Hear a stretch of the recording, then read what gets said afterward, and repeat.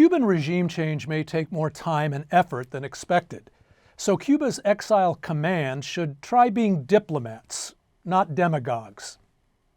Hi, I'm Tim Padgett, WLRN's America's editor, and this is America's Decoded, my commentary on Latin America, the Caribbean, and their key relationship with the U.S. Let me know what you think, and subscribe to my Substack to receive my weekly commentary and new episodes of America's Decoded.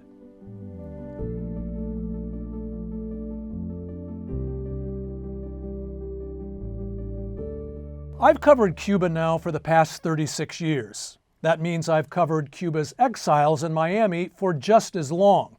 And if I've learned anything, it's that much of Cuba's exile leadership seems to have learned very little about diplomacy. So now, as a U.S. oil blockade pins Cuba's dictatorship against the Havana seawall, those of us who hope its comandantes will start packing their bags fear that El Exilio may once again snatch defeat from the jaws of victory.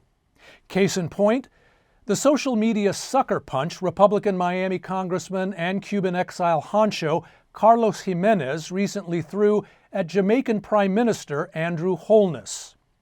At the meeting of the Caribbean Community, or CARICOM, Holness offered a reasonable advisory on the crisis in Cuba. He called out Cuba's disastrous Marxist policies, not just U.S. economic sanctions, when speaking about the suffering on the island.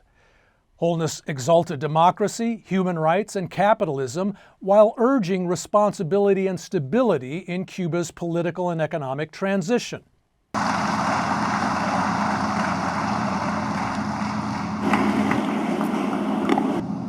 Jamaica supports constructive dialogue between Cuba and the United States aimed at de-escalation, reform, and stability.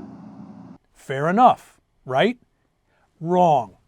Holness's sensible statesmanship wasn't rabid enough for Gimenez, so the congressman, quote, harshly condemned Holness for covering up for Cuba's dictatorship. Jamaica, he roared in a petulant post on X, will face the consequences. Holness's reply said it all. You don't threaten friends that way.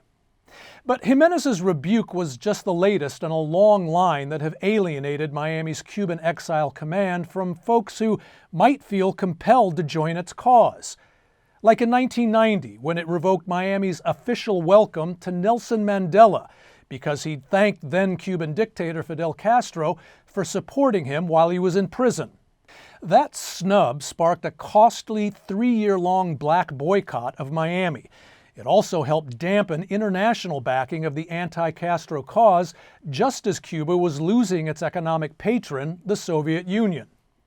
Or the exile's furious attempt to keep little Elian Gonzalez from being rightfully returned to his father in Cuba in 2000.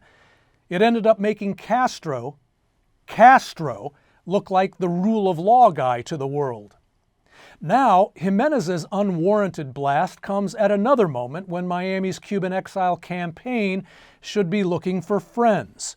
True, the Cuban dictatorship has never looked more ready to fall, but even Trump appears to appreciate that bringing down authoritarian regimes is complicated, and so he's opting to negotiate with Cuba's communist dictatorship rather than obliterate it. So regime change may well require not just the U.S. tightening the screws, but mediators like Jamaica helping to loosen the dictatorship's grip. If so, exile leaders like Gimenez might try being diplomats instead of demagogues.